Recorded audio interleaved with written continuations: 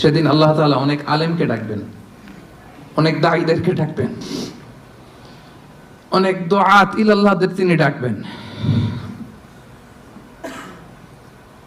তুমিও জাহান্নামে যাবে। সে বলবে, আল্লাহ কেন?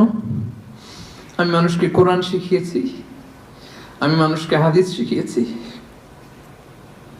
আমার কথা শুনে অনেক নামাজ ধরেছে, আমার কথা শুনে অনেকে দাড়ি রেখেছে, আগে সুদ খেত, আমার কথা শুনে সুদ বন্ধ করেছে, আমার কথা শুনে তো আল্লাহ এরা নামাজি হয়ে গিয়েছে। দ্য এন্টায়ার সোসাইটি সুদ বন্ধ করেছে, নামাজ ধরেছে, তারা ফরজ যাকাত দিত। আল্লাহ আমি কেন জাহান্নামে যাব?